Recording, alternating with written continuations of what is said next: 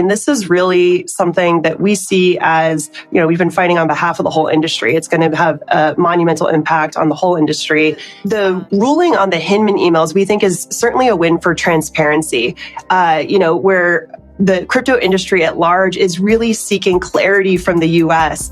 We think that this transparency will go a long way. And then ultimately, of course, the ruling in our case. And I could get a bit emotional about this because it's sincere to me.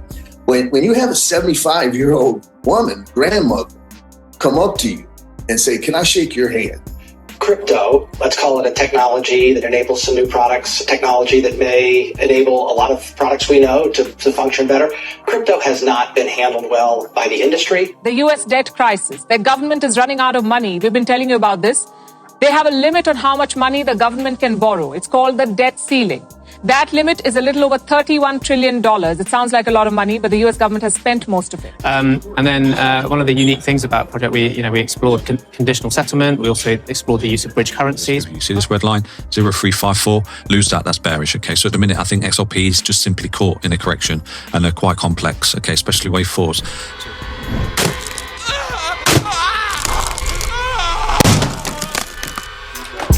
Enjoy the ride, pal. If you got some bags, welcome to the party. Welcome back to some more Moon o'clock news. No breakfast, no coffee, just straight extra. Bullishness. Shout out to the latest OV Crypto in the building. Appreciate you stopping by. Stuffing some bags. Go ahead. Throw on those moon suits. Throw on those pilot shades. Buckle up. Because the future's extra. Bullish. Let's go full speed, full throttle into the cryptoverse.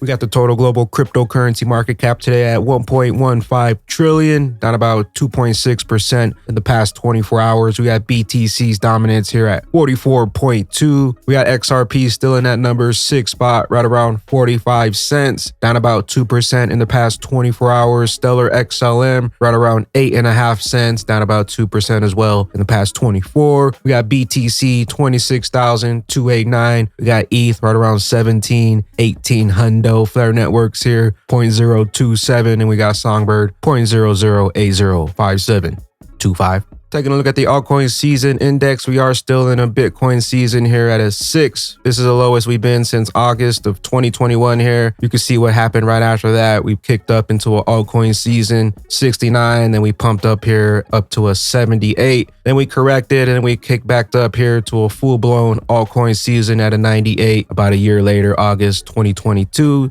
So this is the lowest we've been since August of 2021 on the altcoin season index. Once again, what happened after that, we went into a altcoin season. We got the Ripple president on CoinDesk, Monica Long, addressing the SEC lawsuit. I think we have to ask you about the lawsuit. Brad Garlinghouse, CEO of Ripple, recently said it's going to cost $200 million for Ripple when this lawsuit is said and done. Can you give us any updates on where we are with it? The case of Ripple and the SEC, this is really something that we see as, we've been fighting on behalf of the whole industry. It's going to have a monumental impact on the whole industry. The latest is that as of last fall, both the SEC and Ripple filed our motions for summary judgment. So the decision now will rest with the court, and that we don't have any updates on timing. Unfortunately, we'll find out with the rest of the world when the judge makes her decision. Are you expecting to hear something soon? I know I've seen reports, some speculation about possibly there could be a judgment soon. We're optimistic that we'll hear from the court this year. Don't have any more specifics on timing, but we're optimistic we'll hear within this year, and we're also very optimistic about our prospects and the set of legal facts that are really on the side of Ripple in this case. You said that you see this as almost fighting on behalf of the industry, and I wanted to ask you about fair notice. I know this is something from over a year ago now, but several crypto companies have attempted to use this fair notice defense against the SEC, and it seems that Ripple is the one that's really been able to move it forward. The judge struck down the SEC's move to get that thrown out. What do you think that means for the industry? I'm not a legal expert, and I will defer to our chief legal officer, Stu Alderati, to comment more extensively on fair notice and the implications there. We do know that the judge issued an order very recently that pertain to, which documents in the case would be kept under seal and which ones would not. Very importantly, at least in our view, Bill Hinman's emails will be revealed. They'll be made public in the coming weeks. And we think that's significant because Bill Hinman, when he was acting director of CorpFin at the SEC, he gave a very famous speech in 2018 where he said that he saw, or the SEC saw, that Ether did not look like a security because it had been sufficiently decentralized. And now we're going to, through the revealing of his emails, we're going to get more insight into what went into that decision. It's to be determined, just by the court, of course, what ultimately they will decide in the case. The ruling on the Hinman emails, we think, is certainly a win for transparency, where the crypto industry at large is really seeking clarity from the U.S. We think that this transparency will go a long way. And then ultimately, of course, the ruling in our case. All signs point to a 2023 Ripple victory, XRP relist, utility bullrun. But even if it goes to a trial, I'm not crying. I'm buying. The longer they take, the higher we climb on that XRP rich list. Hats off to this man, John Deaton, Crypto Law US, Brad Kimes. There is a difference when, decentralized justice is great. And you all in the XRP community have been great. And when you have tens of thousands of people and you get emails, it's one thing. But Brad, at that conference, and I could get a bit emotional about this because it's sincere to me. When you have a 75-year-old woman, grandmother, come up to you and say, "Can I shake your hand?" Because just thank you for fighting for us, for trying to give us a voice. And when you meet people like that over and over again, ranging from 18 years old to one lady in a wheelchair at 82, who came up to me to extend some level of gratitude, man, it's a different level. And it inspired me tremendously because these people these are hardworking people. Most of them are non-accredited investors. Some of them are developers who are just trying to advance their life and take advantage of it and change the world. And we have a government who's stepping on their neck, you know what I mean? And who's trying to prevent that and is not doing the right thing. And so I just want to say thank you to you. I want to say thank you to everyone out there that came up to me. Like, you touched me. It was the most humbling event that I've ever experienced. Because deep down, you're not as good as everybody's claiming you are, or that how flawed you are as a human being.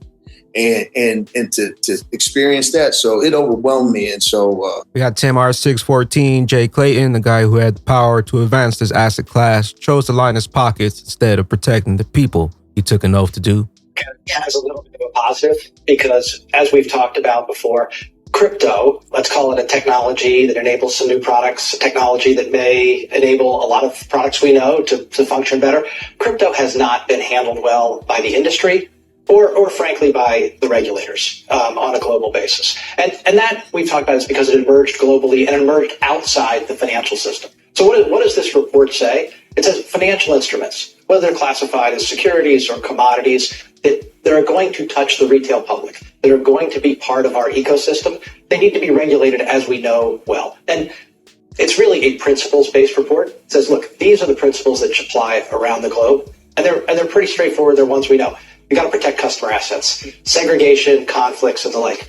On trading, we have to have fair trading. We can't have spoofing. We can't have front running. We can't have all the things we don't like.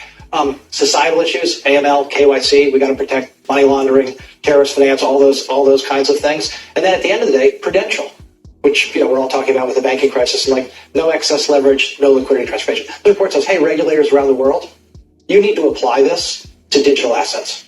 The U.S. could default June 1st unless the debt ceiling is increased again, Mr. Man. XRP. Tonight, we start with what's cooking in the US. Joe Biden is struggling with a major crisis at home, arguably the biggest of his presidential stint so far. If he fails to contain it, it will hurt the whole world. It will have an impact on all of us. What are we talking about? The US debt crisis. Their government is running out of money. We've been telling you about this. They have a limit on how much money the government can borrow. It's called the debt ceiling. That limit is a little over $31 trillion. It sounds like a lot of money, but the US government has spent most of it. So now they need more money to run the country, to pay for their schemes, to give salaries to their employees. Where will this money come from? The government will have to borrow. But to be able to borrow, they must increase the debt ceiling. And to increase the debt ceiling, they need the opposition party, that is the Republicans, on board. That is the rub. The Republicans won't agree. They've had multiple meetings. They keep saying they're making progress, but they haven't agreed to a deal. And time is running out. The US has 1 week to fix this. Some debt payments are due as early as the 1st of June. They need money for that, else they will default. XRP anybody?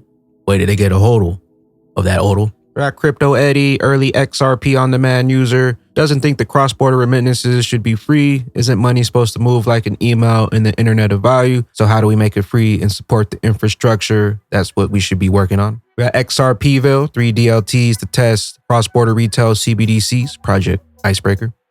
Which was a collaboration between the Riksbank, the central banks of Norway, and also the Bank of Israel and ourselves, where we did a first of its kind retail cross-border CBDC test.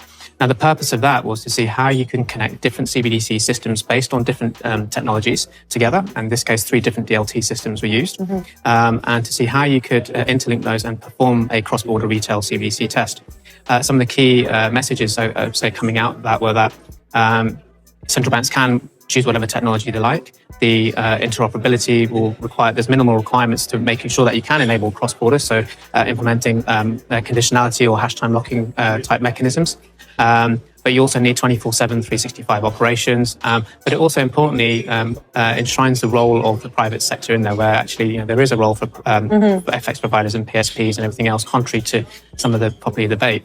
And I think that's very powerful in terms of proposing a different model. Now, the icebreaker may not be the thing that's used, but what it has done is allowed central banks to allowed us to communicate to central banks that actually you have some freedom around the technology choices you do, and that's actually, these are the minimal things you need to implement, and actually to enable cross-border payments, these are some requirements you may be required to do.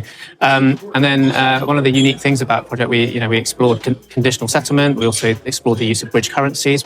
BIS Innovation Hub is a really unique offering amongst the central bank community.